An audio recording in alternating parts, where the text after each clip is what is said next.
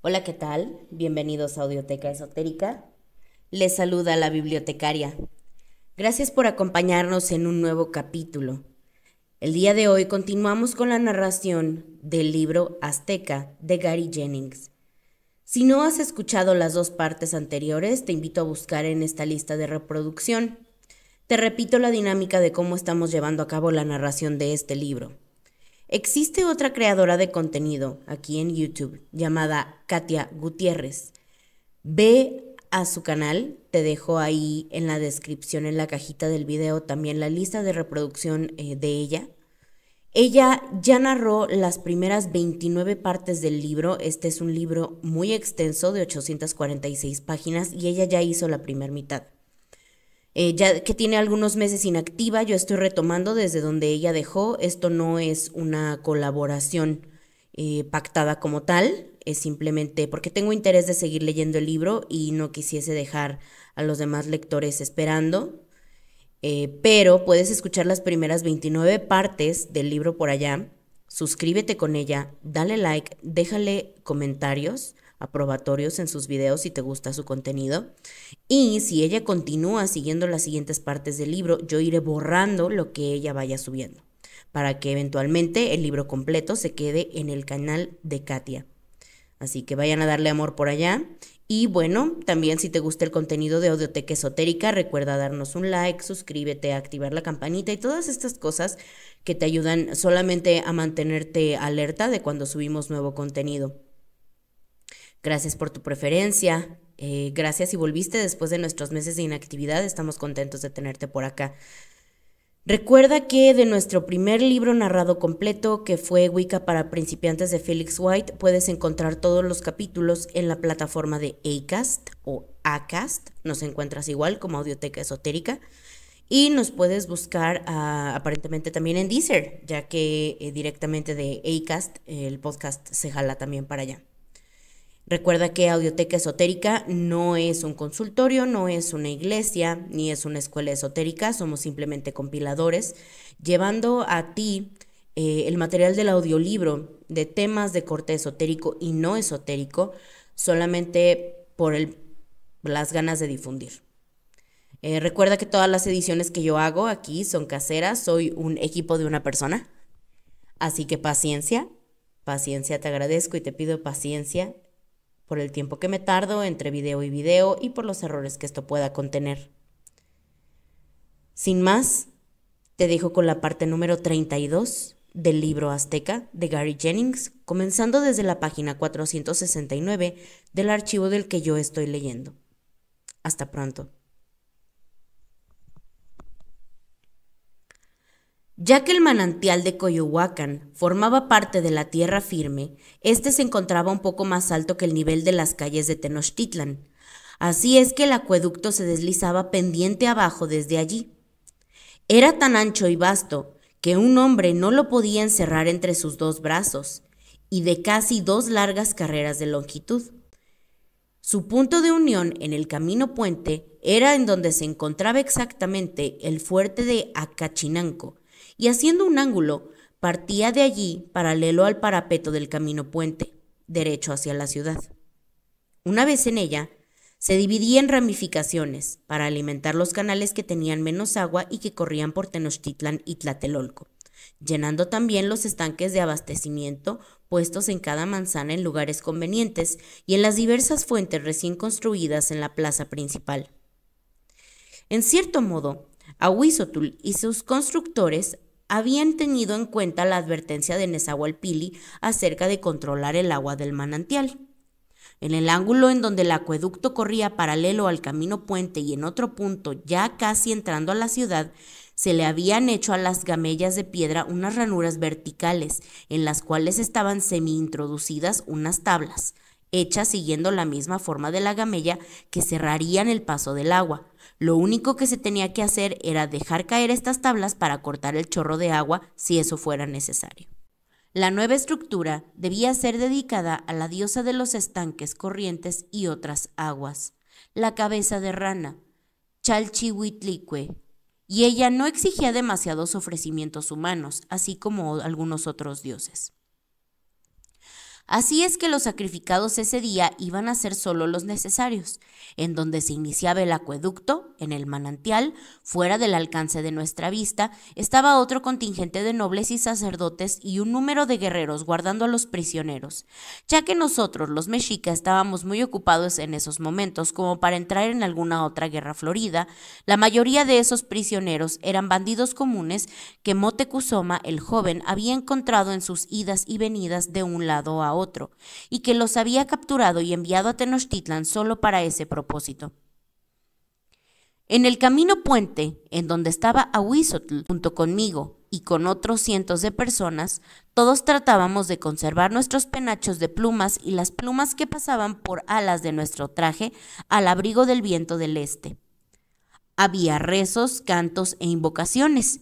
Mientras los sacerdotes menores mataban cierta cantidad de ranas, axolotl y otras criaturas acuáticas para complacer a Chalchihuitlicue. Luego encendieron un fuego y espolvorearon en él una sustancia sacerdotal y secreta para que se elevara una voluta de humo azul.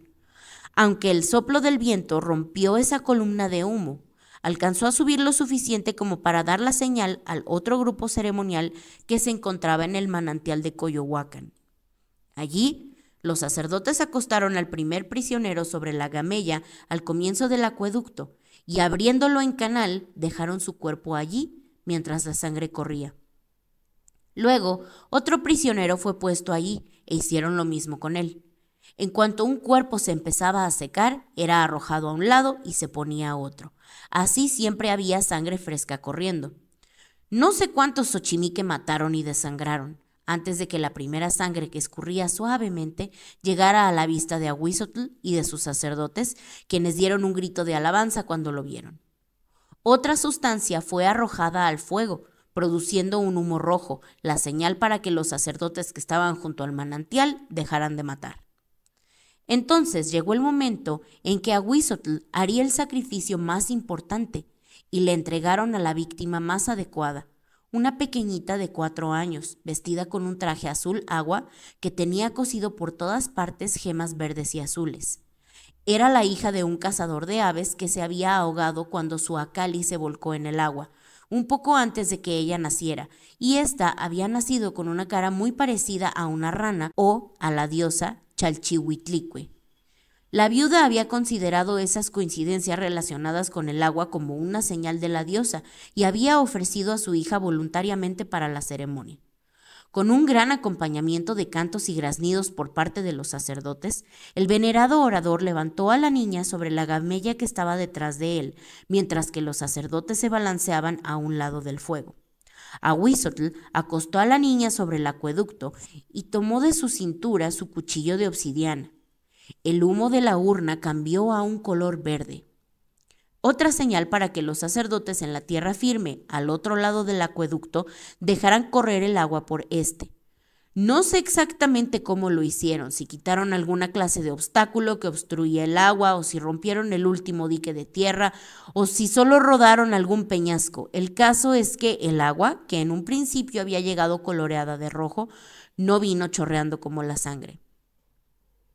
Con la fuerza que le daba su largo declive desde la tierra firme, llegó rugiendo como una inmensa lanza líquida, cuya punta estaba empenachada de hirviente espuma rosa. No todo el agua pudo tomar la curva de la gamella, sino que la que venía más atrás se levantó y rompió sobre el parapeto con la fuerza de una ola del océano. Así que no toda el agua entró en la gamella. La que sí lo hizo, entró con tal fuerza que tomó por sorpresa a Ahuizotl. Él acababa de abrir el pecho de la niña y de sacar el corazón, pero todavía no lo había roto cuando el agua rugiente arrastró el cuerpo de la niña, llevándoselo lejos de allí, ya sin su pequeño corazón, pues Ahuizotl todavía lo tenía en la mano, mirando pasmado cómo el cuerpo de la niña salía disparado hacia la ciudad, como lo hallaría una bolita lanzada a través de una cerbatana. Todos los que estábamos en el acueducto nos quedamos como estatuas, sin ningún movimiento, a excepción de los de nuestros penachos, mantos y banderas zarandeados por el viento. Luego me di cuenta de que estaba mojado hasta los tobillos, como lo estaban todos los demás, y las mujeres de Ahuizotl empezaron a gritar de aflicción. El pavimento bajo nuestros pies se empezaba a anegar con rapidez. El agua seguía saltando sobre el ángulo del parapeto y todo el fuerte de Acachinanco se estremecía bajo su impacto. A pesar de ello, gran parte del agua continuaba corriendo por la Gamella hacia la ciudad con tal fuerza que cuando llegó golpeando en donde se ramificaban los canales, rompió como una batiente en la playa. A través de mi cristal podía ver a la apretada multitud de espectadores que en esos momentos eran revolcados por el espumoso golpe de agua y luchaban por huir y dispersarse. A través de toda la ciudad, más allá de nuestra vista, los nuevos canales y los depósitos de agua se derramaban, mojando las calles y vaciándose sobre los canales. En la plaza, las fuentes nuevas estaban lanzando chorros de agua tan fantásticamente altos que el agua no volvía a caer sobre los estanques de drenaje puestos alrededor de cada una, sino que se desparramaban totalmente a través del corazón del único mundo. Los sacerdotes de Chalchihuitlicue rompieron en balbucientas plegarias, suplicando a la diosa que abatiera su abundancia. Ahuizotl rugió para que se callaran, luego empezó a vociferar nombres. Yolcatl, Papaquilistli, los de aquellos hombres que habían descubierto el nuevo manantial. Aquellos que estaban presentes obedientemente chapotearon con el agua hasta las rodillas y sabiendo perfectamente bien para qué habían sido llamados, se acostaron, uno por sobre el parapeto. Ahuizotl y los sacerdotes, sin palabras o gestos rituales, abrieron los pechos de los hombres, arrancaron sus corazones y los sumergieron en las aguas turbulentas. 8 hombres fueron sacrificados en ese acto de desesperación. 2 de ellos fueron miembros ancianos augustos del Consejo de Voceros, y sin embargo, eso no sirvió de nada. Así es que Ahuizotl gritó, «¡Dejen caer la puerta de la Gamella!» Y varios campeones águila treparon al parapeto, trataron de acomodar la tabla de madera que estaba designada para cortar el chorro de agua, deslizándola a través de las hendiduras de la Gamella, pero por más esfuerzos que hicieron combinando su fuerza y peso, los campeones solo la pudieron empujar un poco. Tan pronto como su orilla curva entró en el agua, la poderosa corriente la empujó de las ranuras y ladeándola la inmovilizó en ese punto. Por un momento todo fue silencio en el acueducto, a excepción del ruido producido por el agua borboteante, el sonido silbante y suspirante del viento, el crucijado del oprimido fuerte de madera y los sordos gritos que nos llegaban desde la isla, de la multitud que huía con rapidez. Viéndose al fin derrotado con todas sus plumas empapadas y caídas, el venerado orador dijo lo suficientemente fuerte como para que todos lo oyéramos. Debemos regresar a la ciudad para ver todo el daño que ha sido causado y para ver si podemos reprimir el pánico. Los campeones Flecha y Jaguar, vengan conmigo. Ustedes se harán cargo de todos los Acaltin de la isla, para que salgan inmediatamente hacia Coyohuacán. Esos tontos todavía deben de estar celebrando allí. Hagan todo lo que puedan para detener o desviar el agua de su curso. Los campeones Águila, quédense aquí. Él apuntó el lugar en donde el acueducto se juntaba con el camino puente. ¡Rómpanlo ahí! ¡Ahora! Hubo cierta confusión cuando los diversos grupos se dispersaron. Ahuizotl, sus esposas con su acompañamiento, los sacerdotes y los nobles, los campeones Flecha y Jaguar, todos ellos se fueron bregando hacia Tenochtitlan tan rápido como les permitía el agua que les llegaba ya cerca de los muslos. Nosotros, los campeones Águila, nos quedamos contemplando la pesada piedra y el mortero firme de la Gamella. 2 o 3 campeones le pegaron a la piedra con sus macuahuime, haciendo que cayera sobre el resto de nosotros una lluvia de astillas y de obsidiana quebrada. Después, mirando disgustados sus espadas arruinadas, las tiraron en el lago. Luego, uno de los campeones de más edad caminó por un trecho del acueducto y echó una mirada sobre el parapeto. Nos llamó y preguntó, ¿cuántos de ustedes saben nadar? Y casi todas nuestras manos se levantaron. Él apuntó y dijo, exactamente aquí, en donde el acueducto se desvía, la fuerza del agua que cambia de dirección hace que los pilotes se resientan. Quizá podemos cortarlos o romperlos lo suficiente como para que la estructura se caiga por sí misma. Eso fue lo que hicimos. Yo y 8 de los campeones nos quitamos nuestros trajes mojados y sucios mientras nos conseguían unas macuahuime. Luego saltamos sobre el parapeto hacia las aguas del lago. Como ya he dicho, las aguas hacia el oeste del camino puente no eran muy profundas, pues si hubiéramos tenido que nadar habría sido imposible cortar los pilotes. Pero el agua solo nos llegaba al hombro en ese lugar. A pesar de ella, no fue un trabajo fácil. Esos 3 troncos de soporte habían sido impregnados con chapopotli para que resistieran a la putrefacción, y eso también los hacía muy resistentes a nuestras espadas. La noche había llegado y se había ido, y el sol estaba ya en lo alto cuando uno de los pesados pilotes se sacudió y dio un tremendo crack. Yo estaba bajo el agua en ese momento y la conmoción casi me hace perder el sentido. Pero salí a la superficie a tiempo de oír a uno de nuestros compañeros gritando a todos que volviéramos a trepar al camino puente.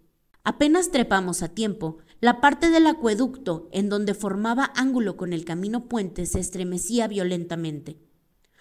Con un sonido de resquebrajamiento, se rompió en donde se curvaba, lanzando agua en todas direcciones.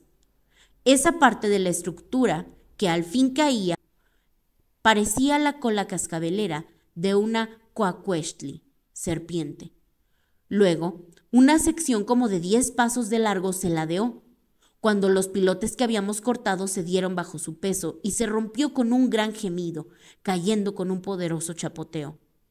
La parte dentada de la gamella que todavía quedaba en pie se veía como una cascada que caía sobre el lago, pero el agua ya no corría hacia Tenochtitlan. Incluso mientras nosotros estábamos todavía allí, el agua que estaba en el camino puente empezó a menguar.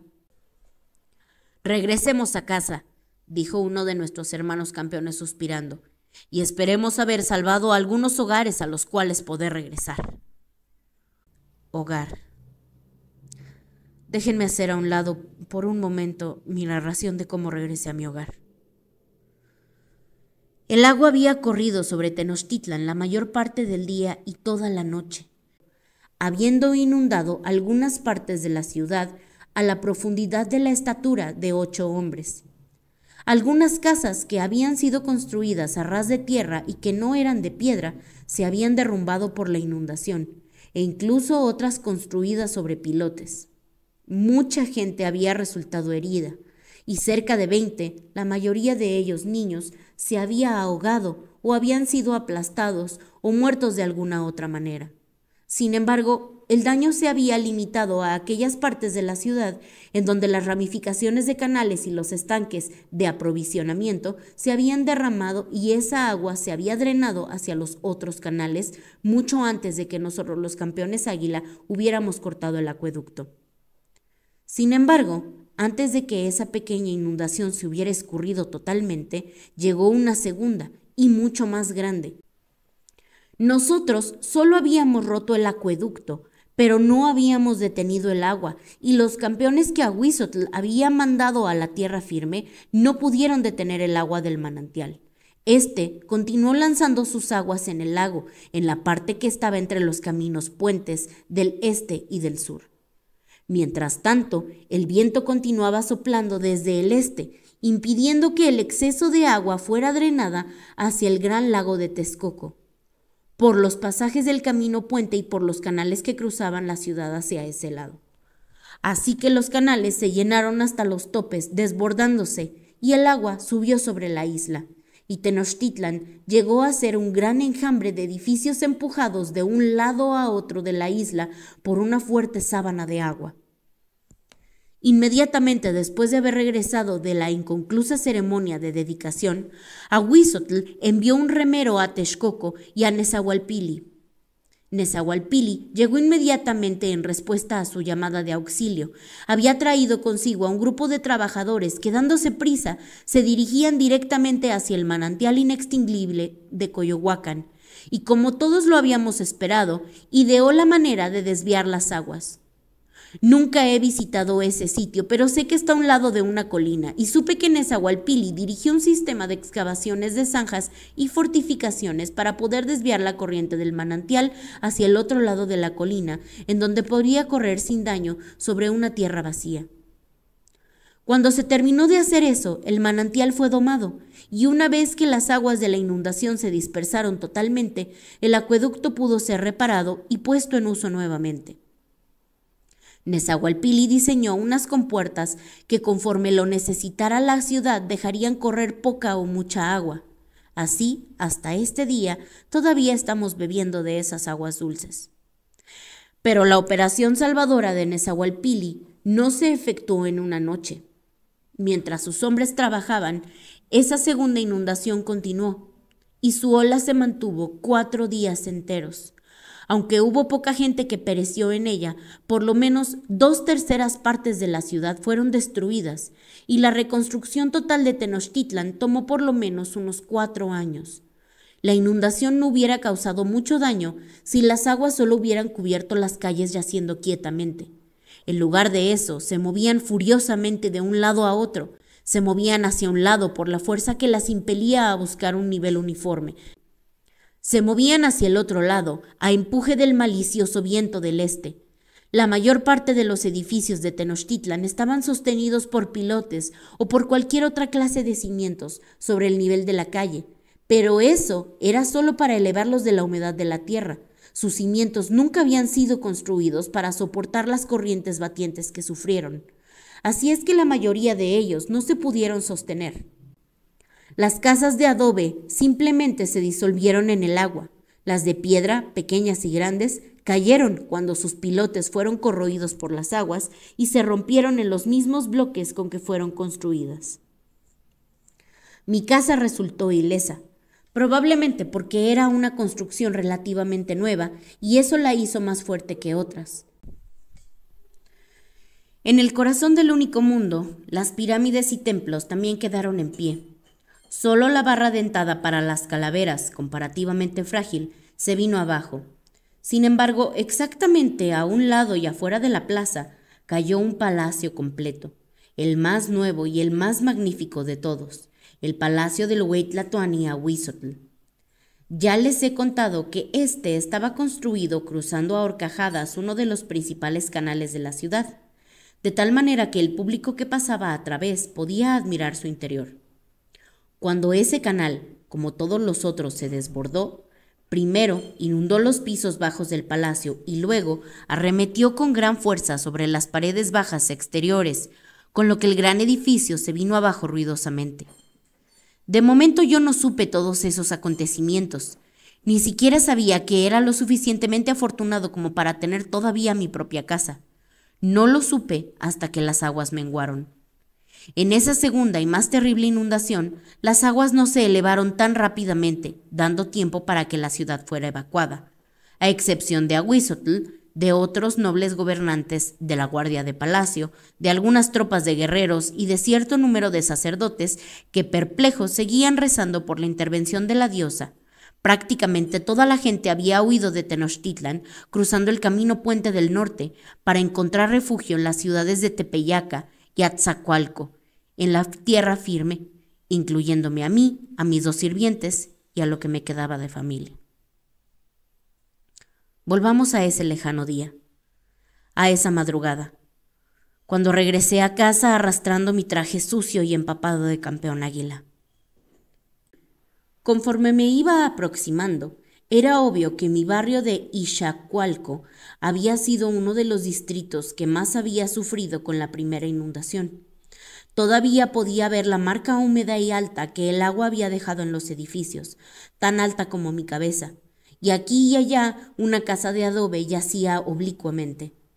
La arcilla fuertemente apisonada de mi calle estaba resbaladiza, con una capa de moho. Había lodo y escombros, y también algunos objetos de valor que aparentemente fueron dejados caer por la gente que huía. En aquel momento no había ni un alma en la calle. Sin duda, estaban dentro de sus casas, en la incertidumbre de si la ola de la inundación volvería a regresar. Sin embargo, la calle desacostumbradamente vacía me hizo sentir desasosegado. Estaba demasiado cansado para correr, pero arrastré los pies lo más rápido que pude y mi corazón volvió a latir cuando vi mi casa todavía en pie, sin marcas, a excepción de una capa de limo sobre los escalones de la entrada. Turquesa vino corriendo hacia la puerta de la entrada exclamando: ¡Ay, oh! ¡Es nuestro señor amo! Gracias sean dadas a Chalchihuitlicue por haberle permitido vivir. Cansado, pero de todo corazón le dije que deseaba que esa diosa en particular estuviera en Mictlán. «No hable así», suplicó Turquesa, y las lágrimas resbalaban por las arrugas de su rostro. «Nosotros también temimos haber perdido a nuestro amo». «¿También?» jadeé, y una banda invisible apretó dolorosamente mi pecho. La vieja esclava rompió a llorar violentamente y no pudo responder. Dejé caer las cosas que llevaba y las zarandeé por los hombros. «¿La niña?», pregunté. Ella movió su cabeza, pero no les podría decir si fue para negar o para asentir. La zarandeé de nuevo fieramente y dije: «¡Habla, mujer!». «Fue Nuestra Señora, Ciania», dijo otra voz detrás de ella. Era el sirviente Estrella Cantadora, quien había llegado a la puerta estrujándose las manos. «Yo lo vi todo. Traté de detenerla. No dejé que se fuera Turquesa o hubiera caído. Solo pude decir: «Cuéntamelo, Estrella Cantadora». «Entonces, sepa mi amo que ayer, al atardecer, en el momento en que las antorchas de las calles son encendidas usualmente, aunque por supuesto no las encendieron pues la calle parecía una catarata, solo vino un hombre. Era arrastrado por la corriente y golpeado contra los postes de las antorchas y contra los escalones de las casas. Él trataba por todos los medios de poner pie en algo o de cogerse de algo para detenerse, pero cuando aún él estaba a bastante distancia, pude ver que era un baldado y que él no...». Tan ásperamente como me lo permitió mi agonía y debilidad le dije: «¿Qué tiene que ver eso con mi esposa? ¿En dónde está?». «Ella estaba en la ventana de enfrente», dijo él apuntando, y continuó con deliberado enojo. «Ella había estado allí todo el día, preocupada y esperando su regreso, mi señor. Yo no estaba muy ansioso de meterme en las aguas rugientes y le dije: «Mi señora, puedo reconocerlo desde aquí. Es solo un viejo desgraciado que últimamente ha estado trabajando en las canoas de la basura que dan servicio a este barrio. No vale la pena que nadie se tome la molestia por él». Estrella Cantadora hizo una pausa, tragó saliva y dijo roncamente: «No me quejaré si mi amo me pega, o me vende, o me mata, porque debía haber ido a salvar al hombre, pues mi señora, lanzándome una mirada de indignación, fue por sí misma. Se dirigió hacia la puerta y bajó la escalera mientras yo miraba desde esa ventana, e inclinándose sobre la corriente lo pescó». Él volvió a hacer una pausa y yo dije irritado: «¿Y bien? Si los dos están a salvo...». Estrella Cantadora denegó con la cabeza. «Eso es lo que no comprendo. Claro que los escalones estaban mojados y resbaladizos, mi señor, pero parece que mi señora habló con el hombre y empezó a alejarse de él, pero entonces el agua se los llevó. Se llevó a los dos, ya que él la estaba agarrando. Solo pude ver cómo un bulto era arrastrado ante mi vista, ya que los dos estaban juntos. Entonces corrí hacia afuera y me metí en la corriente detrás de ellos».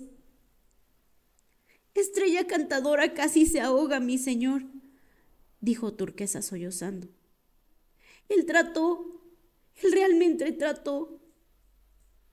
«No había ni señal de ellos», resumió miserablemente.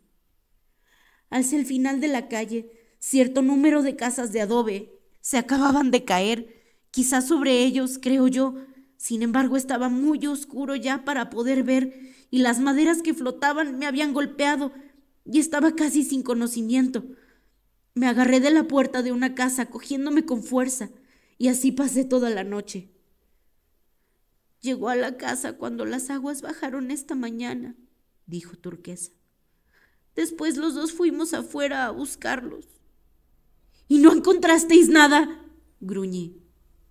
«Solo encontramos al hombre», dijo Estrella Cantadora, «medio enterrado bajo los ladrillos caídos como yo había sospechado». Turquesa dijo: «Todavía no le hemos dicho nada a Cocotón acerca de su madre. ¿Quiere mi señor ir con ella ahora, allá arriba? Y decirle lo que ni yo mismo puedo creer, gemí. Hice acopio de mi última reserva de energía para enderezar mi cuerpo doblegado y dije: no, no lo haré. Ven, estrella cantadora, busquemos otra vez. Más allá de mi casa, la calle se deslizaba en un declive suave conforme nos aproximábamos al puente que cruzaba el canal. Así es que las casas allí abajo, naturalmente, habían sido golpeadas con más violencia por la muralla de agua. También allí era en donde estaban las casas más pobremente construidas, de madera y adobe. Como había dicho Estrella Cantadora, ya no existían más casas allí. Solo habían montones de ladrillos de lodo y paja, medio rotos, medio disueltos, astillas de tablones y pedazos de muebles.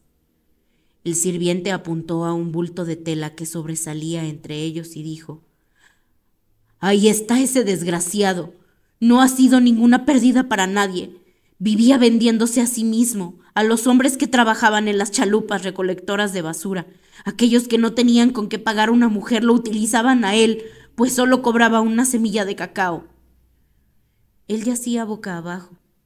Era una cosa con harapos sucios y pelo gris, largo y enmarañado. Usé mi pie para voltearlo boca arriba y lo miré por última vez. Chimali me miraba con sus cuencas vacías y con su boca abierta.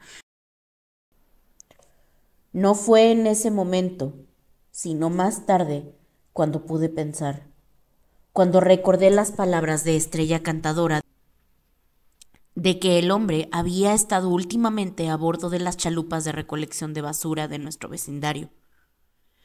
Me preguntaba, ¿había descubierto Chimali recientemente en dónde vivía yo? ¿Había llegado buscándome, tanteando ciegamente con la esperanza de tener otra oportunidad para infligirme un daño a mí o a los míos? ¿Le había dado la inundación una oportunidad como para hacerme el daño más doloroso y a la vez haberlo puesto más allá y para siempre del alcance de mi venganza? ¿O toda la tragedia había sido una maquinación lúgubre y alegre de los dioses? Parece que ellos se divierten en disponer una concatenación de sucesos que de otra forma vendrían a parecer inverosímiles, inexplicables e increíbles. Nunca lo sabré. En ese momento solo sabía que mi esposa había desaparecido, que no podía aceptar su desaparición y que tenía que buscarla. Así es que le dije a Estrella Cantadora: «Si este hombre maldito está aquí, también tiene que estar Ciania. Moveremos cada uno de estos millones de adobes. Yo empezaré ahora mismo, mientras tú vas a conseguir más manos para que nos ayuden. ¡Ve!». Estrella Cantadora salió corriendo y yo me incliné para levantar y poner a un lado una viga de madera y así continué, agachándome y lanzando todo hacia atrás de mí. La tarde ya había caído cuando recobré el conocimiento en mi cama. Los dos sirvientes se inclinaban solícitos sobre mí. Lo primero que pregunté fue: «¿La encontrasteis?». Y los regañé cuando los dos negaron, tristemente con la cabeza. «Os dije que movierais cada ladrillo». «Amo, no se puede hacer», sollozó Estrella Cantadora. «El agua volvió a subir». Yo regresé y lo encontré a usted apenas a tiempo. De no ser por eso, usted se habría ahogado. Nos preguntábamos si debíamos volverle en sí, dijo Turquesa con manifiesta ansiedad. El venerado orador ha ordenado que toda la ciudad sea evacuada antes de que el agua lo cubra totalmente. Y así me senté esa noche a un lado de la colina sin poder dormir, en medio de una multitud de fugitivos dormidos. «Mucho andar», había dicho Cocotón durante el camino, ya que solo la gente que salió primero de Tenochtitlan encontró alojamiento en la tierra firme. Los que llegaron después simplemente se detuvieron en cualquier lugar en donde se pudieran acostar a campo abierto. «Noche oscura», dijo mi hija muy apropiadamente. Nosotros cuatro ni siquiera encontramos un árbol bajo el cual guarecernos, pero Turquesa había llevado cobijas. Ella, Estrella Cantadora y Cocotón se envolvieron y durmieron abrigados. Pero yo me senté con la cobija sobre mis hombros y miré hacia abajo, hacia mi hija, mi migajita, el remanente único y precioso de mi esposa, y sentí dolor.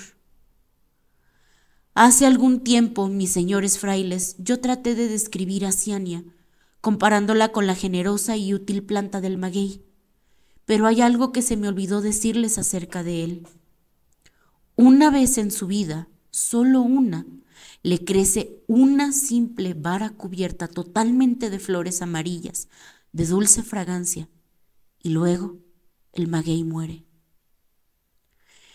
Esa noche traté con todas mis fuerzas de hallar alivio a mi pena, recordando las aseveraciones suntuosas de los sacerdotes que siempre decían: la muerte no debe ser motivo de aflicción o de tristeza. La muerte, decían los sacerdotes, es solamente el despertar del sueño en que uno ha vivido. Quizás sí. Sus sacerdotes cristianos dicen cosas parecidas. Sin embargo, esas palabras no me confortaban mucho. A mí, que había quedado atrás de ese sueño, vivo, solo, triste. Así es que pasé esa noche acordándome de Ciania y del tiempo demasiado breve que pasamos juntos antes de que su sueño terminara. Todavía recuerdo. Una vez, cuando fuimos a Michoacán, ella vio una flor que nunca había visto, que crecía en la grieta de una peña, algo más arriba de nuestras cabezas, y a ella le gustó mucho, y dijo que le gustaría tener una de esas para plantarla en el jardín de nuestra casa. Yo habría podido trepar fácilmente y arrancarla para ella. Otra vez, no fue en ninguna ocasión particular. Ella pasó el día enamorada, cosa muy frecuente en Ciania, y compuso una pequeña canción, y luego hizo la melodía y pasó todo el día cantándola por lo bajo, hasta que la grabó en su memoria. Luego me preguntó que si le podía comprar una de esas flautas de arcilla, de las que eran llamadas agua murmurante, para poder tocar en ella su canción. Yo le dije que sí, que lo haría la próxima vez que viera a un músico conocido mío, y que lo iba a persuadir para que me hiciera una. Pero se me olvidó, y ella, viendo que tenía otras cosas en mi mente, nunca me lo recordó. Y otra vez, ¡ay, ya! ¿Cuántas otras veces más? Yo sé que ella nunca dudó que la amara, pero ¿por qué dejé pasar la más pequeña oportunidad para demostrárselo? Yo sé que ella perdonaba mis lapsos ocasionales de descuido y mis negligencias triviales. Probablemente las olvidaba al instante, lo que yo nunca he podido hacer desde entonces, a través de todos los años de mi vida. He estado recordando ese o aquel tiempo en que debía haber hecho eso o aquello y no lo hice, y que nunca volvería a tener la oportunidad de hacerlo, mientras que las cosas que quisiera recordar persisten en no llegar a mi memoria. Oh, si pudiera recordar las palabras de aquella pequeña canción que ella compuso cuando se sentía tan feliz, o tan solo la melodía, podría susurrarlas algunas veces para mí. O si supiera qué fue lo que me dijo cuando el viento se llevó sus palabras la última vez que la vi. Cuando al fin regresamos a la isla, la mayor parte de la ciudad estaba en ruinas, tanto que los primeros escombros que se apilaron en nuestra calle no se distinguían de los que habían caído después. Trabajadores y esclavos estaban ya quitando los despojos, salvando los bloques de piedra caliza que no se habían roto y que se podían utilizar otra vez, y nivelando los cimientos para volver a construir. Pero el cuerpo de Ciania nunca se encontró. No se halló ni una huella de ella, ni siquiera uno de sus anillos o una sandalia. Ella se desvaneció tan completa e irreparablemente como aquella cancioncita que una vez compuso. Sin embargo, mis señores, yo sé que ella todavía está aquí, en algún lado, aunque desde entonces 2 nuevas ciudades se han construido sucesivamente sobre su tumba perdida. Yo lo sé porque ella no llevó consigo el pedacito de jade que asegura su pasaje hacia el mundo del más allá. Muchas veces, ya muy de noche, he caminado por esas calles llamándola suavemente. Lo hice en Tenochtitlan y también lo he hecho en esta Ciudad de México. Un hombre viejo duerme muy poco en la noche. Aunque he visto muchos aparecidos, ninguno ha sido ella. Solamente me he encontrado con espíritus desgraciados o malvados, y ninguno de ellos ha sido Ciania. En eso no puedo equivocarme, ya que ella fue feliz toda su vida y murió mientras trataba de hacer el bien. Yo he visto y reconocido a muchos guerreros mexica muertos. La ciudad está llena de esos espectros abrumados de angustia. He visto a la Llorona. Ella es como una voluta de niebla arrastrada por el viento, pero con forma de mujer. He escuchado su aullido lastimero, sin embargo no me ha asustado. Antes, al contrario, siento piedad por ella, porque también he conocido lo que es perder a un ser querido. Pero cuando ella no me asustaba con su aullido, huía de mis palabras de consuelo. Una vez me pareció que me encontré y conversé con dos dioses vagabundos, Viento de la noche y el más viejo de todos los dioses. De todas formas, eso fue lo que ellos dijeron ser, pero no me hicieron ningún daño, juzgando que ya había bastante en mi vida. Algunas veces en las calles completamente oscuras y desiertas me pareció escuchar la alegre risa de Ciania. Hubiera podido ser un producto de mi imaginación senil, pero cada vez la risa estuvo acompañada por un reflejo de luz en la oscuridad muy parecido al mechón blanco que tenía en su pelo negro. Pudiera haber sido también un truco de mi vista débil, pues la visión desaparecía cada vez que me llevaba, desmañanadamente, mi topacio hacia el ojo. De todas maneras, yo sé que ella está aquí, en alguna parte, y no necesito de ninguna evidencia, por mucho que la desee.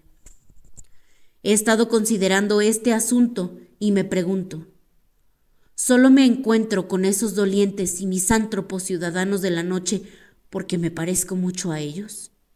¿Es posible que las personas que tienen un carácter mejor y un corazón alegre puedan percibir con más facilidad a los fantasmas más gentiles? Yo les suplico, mis señores frailes, si alguno de sus hombres buenos llegara a encontrarse con Ciania alguna noche, ¿me lo dirían? La reconocerán inmediatamente y no se espantarán ante un fantasma de tanta belleza. Ella seguirá pareciendo una muchacha de 20 años, como lo era entonces, pues la muerte por lo menos le ahorró las enfermedades y la marchitez que trae consigo la vejez. Ustedes reconocerán su sonrisa, ya que no podrán dejar de sonreírle a su vez. Y si ella hablara, pero no, ustedes no comprenderán lo que ella diga. Solamente tengan la bondad de decirme que la vieron. Ella sigue caminando por estas calles, yo lo sé. Ella está aquí y lo estará por siempre. Aquí concluimos la narración de la parte número 32 del libro azteca de Gary Jennings. Recuerda que si quieres escuchar las primeras 29 partes del libro, debes ir al canal de Katia Gutiérrez. Te dejo aquí en la caja de descripción la liga de la lista de reproducción. Regálale un like en sus videos y suscríbete si te gusta su contenido. Esto sería todo por mi parte por esta semana. Que tengas un gran día. Se despide la bibliotecaria.